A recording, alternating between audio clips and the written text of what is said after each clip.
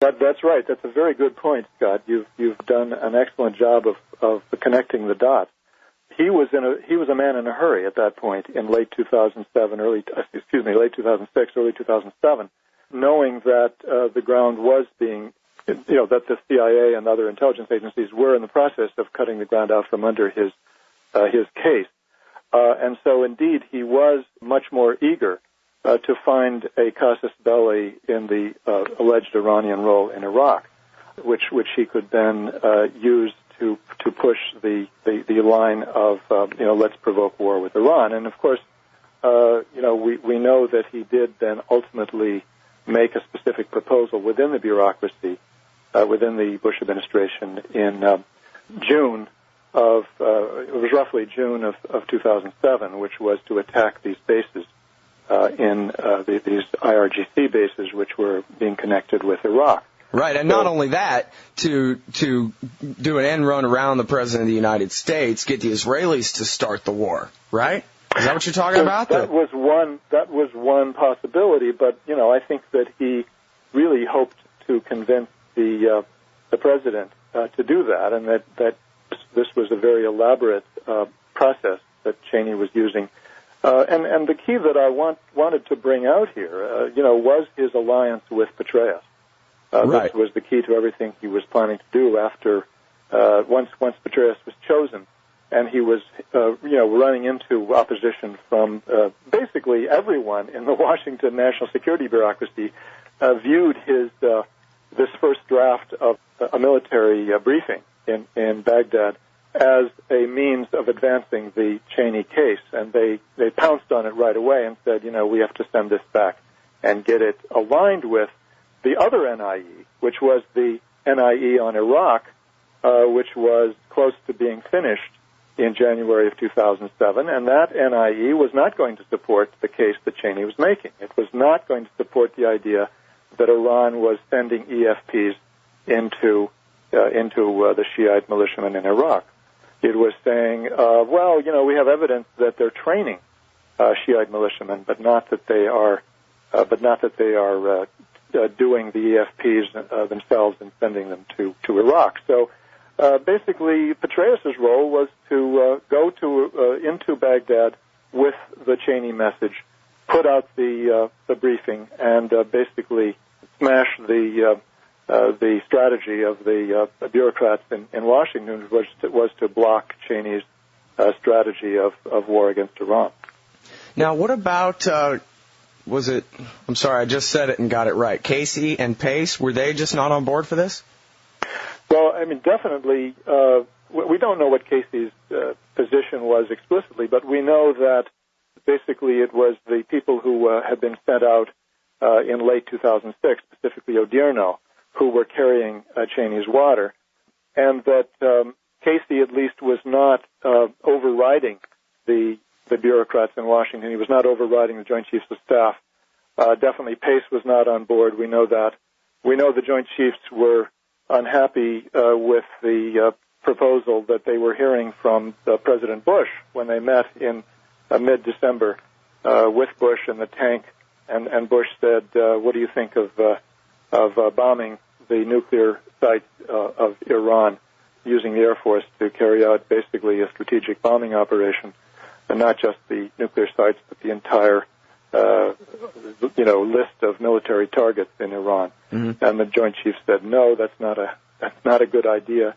The Air Force may have gone along with it. We're not totally sure about that, but definitely the rest of the Joint Chiefs were opposed to it. So, Pace, we know, was not on board. And we have reason to think that Casey was certainly not overriding the opposition of other the Joint Chiefs in going ahead with the Cheney strategy.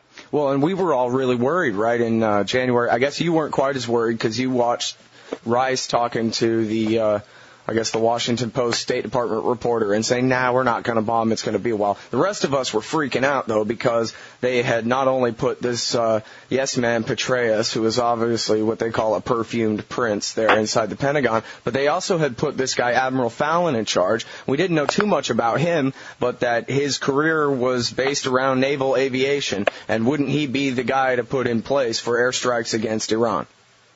Well, yeah, that is the thought that most analysts watching the Fallon nomination thought that was the logic behind it.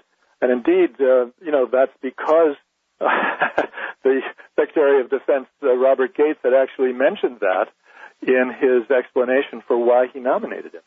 And he may, in fact, have suggested that to Bush and gotten Bush on board by mentioning his naval aviation background.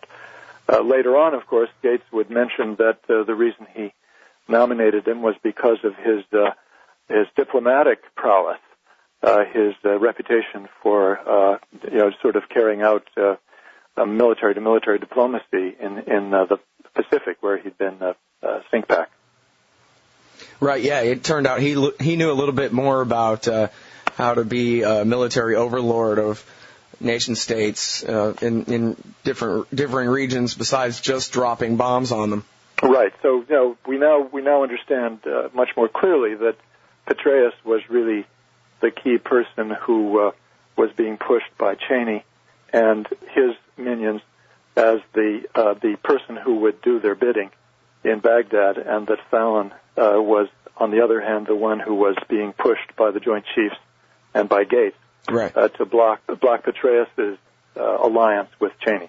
Right, and now I think we bring this up probably in almost every interview, but I think it's worth repeating, just maybe even as a minor aside, that Kevin Bergner, who's the main spokesman for the U.S. military out of Iraq now, General Bergner, he came straight from the White House where his job was working with Dick Cheney? Exactly, and he was then playing a key role. He was lined up to play a key role in bringing out the evidence that Cheney wanted made public in order to support his proposal to bomb the IRGC bases, which was on July 2nd when Bergner gave that briefing about the Hezbollah operative named Dakduk, as well as the Iraqi who had been arrested. Both have been arrested in March in Karbala.